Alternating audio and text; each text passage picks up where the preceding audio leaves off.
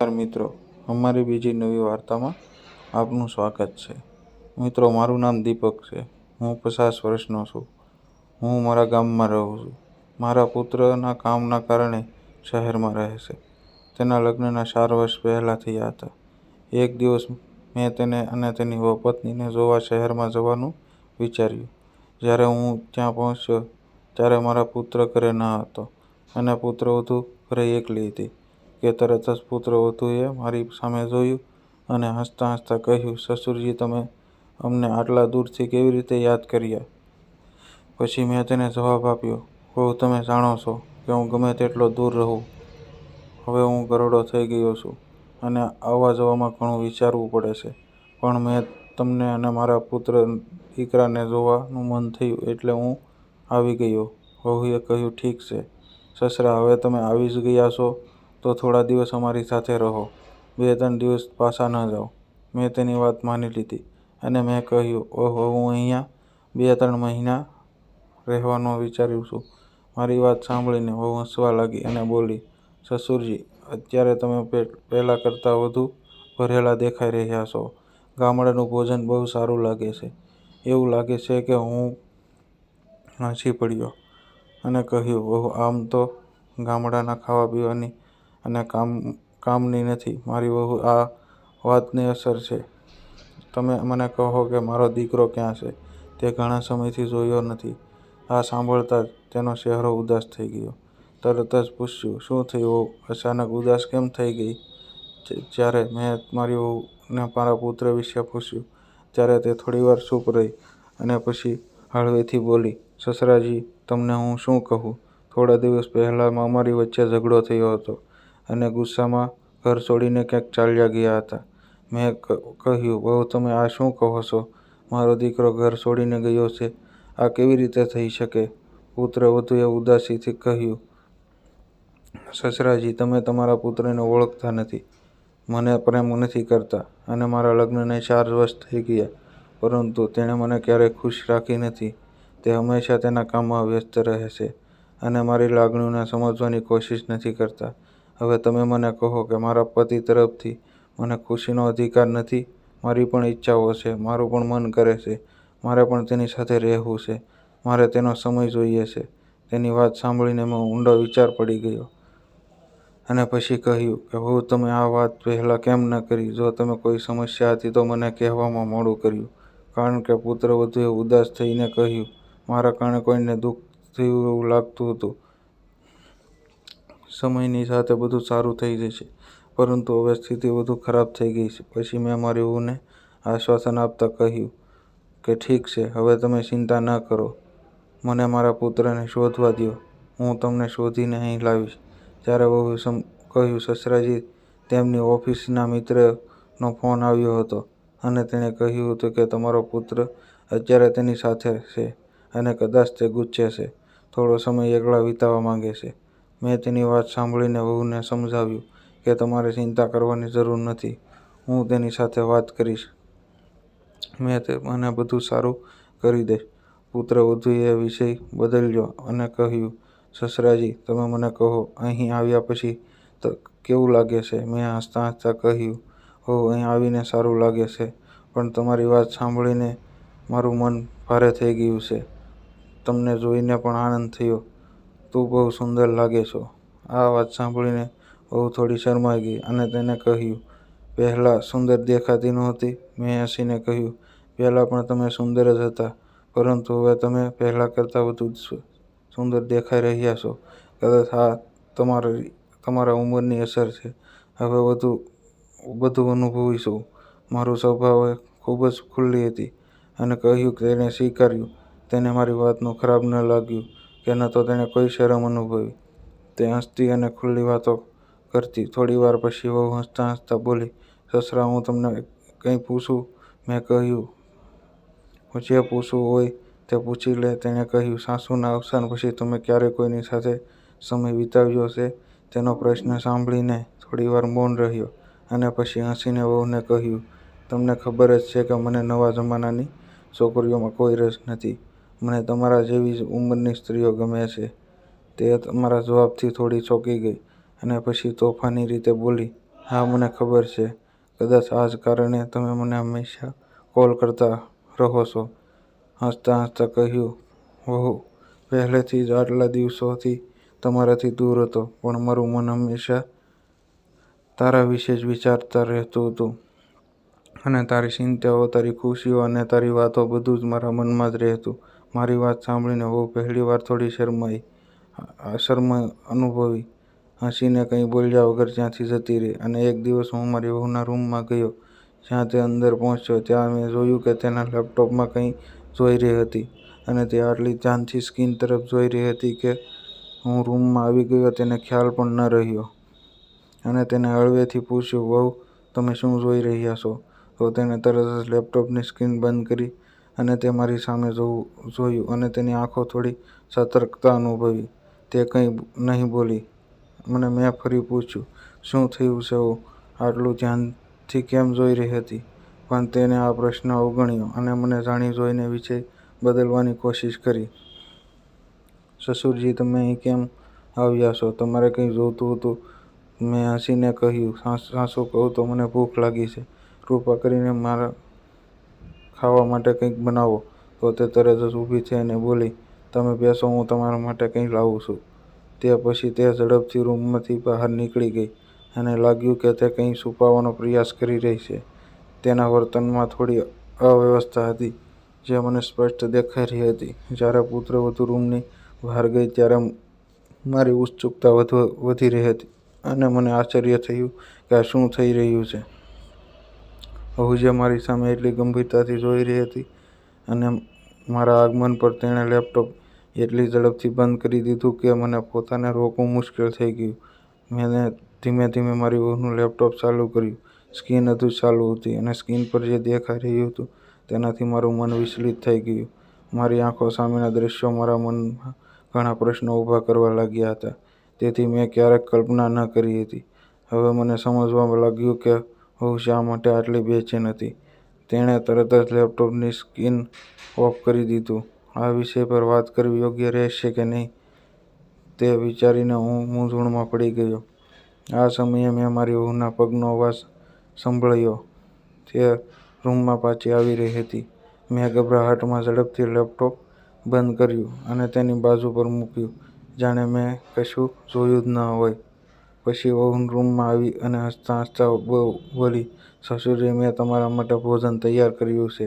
તમને ભૂખ લાગી હતી એટલે જ મેં ઝડપથી કંઈ તૈયાર કર્યું છે. ચાલો આપણે ખાઈ લઈએ. એની વાત સાંભળીને મને થોડી આશા થઈ અને વિચાર્યું કે કદાચ મારે તેની સાથે સીધી વાત ન કરવી જોઈએ.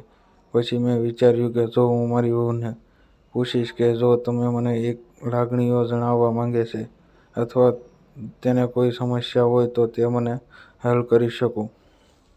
અને તેથી કદાચ તે ગુસ્સે થઈ જશે. આ વિચારીને મેં મૌન રહેવું વધુ સારું માન્યું અને હું સમજી ગયો કે આ વિષય સંવેદનશીલ છે અને તેની સંમતિ વિના તેને સ્પર્શ કરવો યોગ્ય નથી. મેં તેને કંઈ પણ પૂછવાનો મારો ઈરાદો છોડી દીધો. અને એક રાત્રે જ્યારે બધું શાંત હતું ત્યારે તેની સાથે જમવા ગયો. તેથી મને મારી વહુના રૂમમાંથી હળવો અવાજ સંભળાયો કે જાણે તે કોઈની સાથે વાત કરી રહી હોય. અવાજ સ્પષ્ટ નહોતો, પણ વાતચીતની વચ્ચોવચ્ચ કંઈ એવું હતું જેનાથી હું બેચેન થઈ ગયો. શરૂઆતમાં તેને અવગણવાની કોશિશ કરી, પણ આટલી મોડી રાત્રે વહુ શું વાત કરે છે? થોડીવાર મારી જાતને કાબૂમાં રાખવાની કોશિશ કરી, પણ પછી હું મારી જાતને કાબૂમાં ન રાખી શક્યો.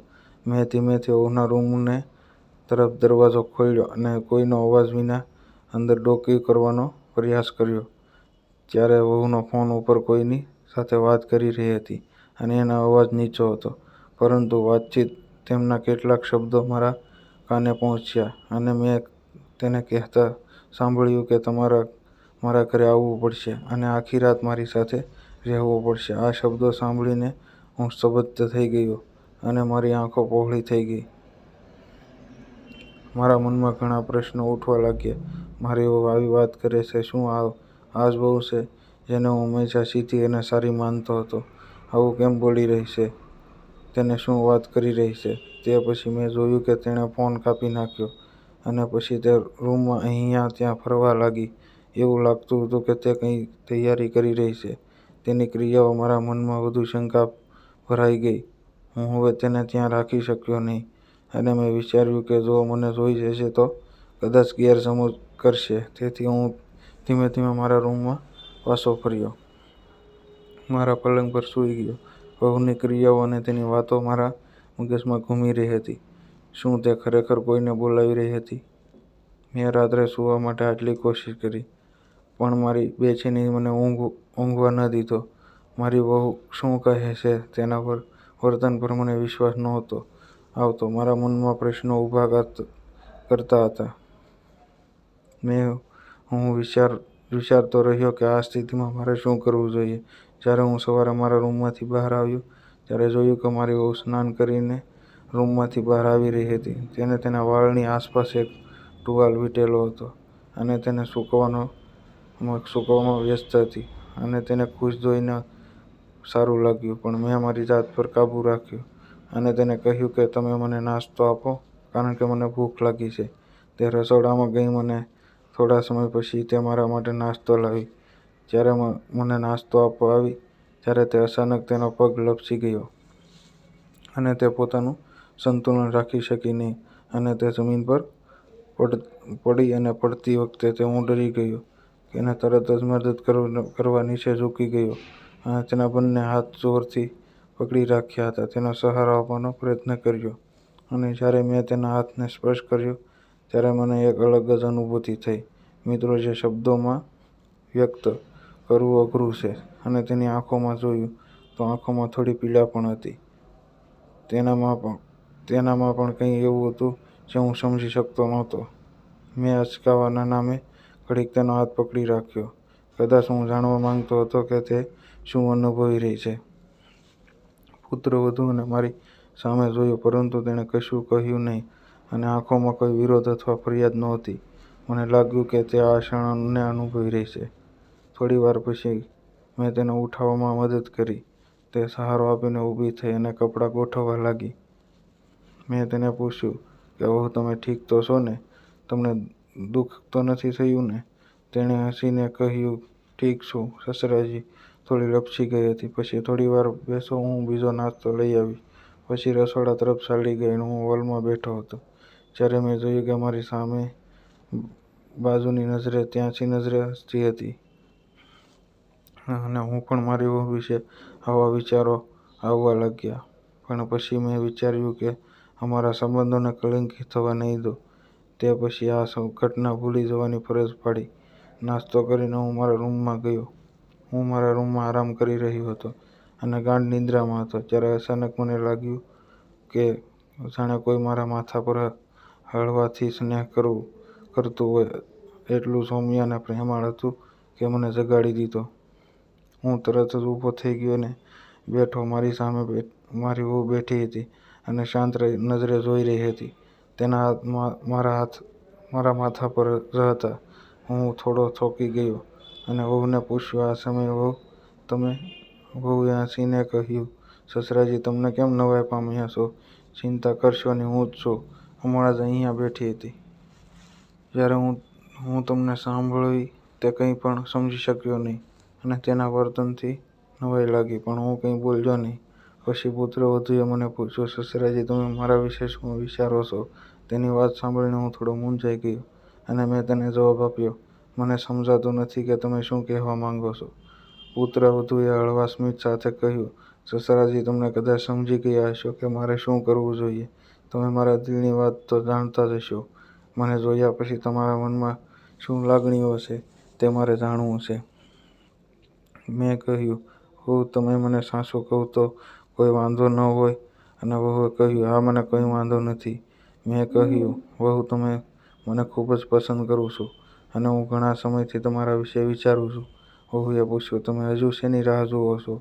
મેં કહ્યું, આપણી વચ્ચે સસરા અને વહુનો પવિત્ર સંબંધ છે, અને હું બદનામ થવા માંગતો નથી. ત્યારે મારી વહુ હસવા લાગી અને તેણે કહ્યું, સસુરજી, હવે તમે મને સુખ આપી શકો છો.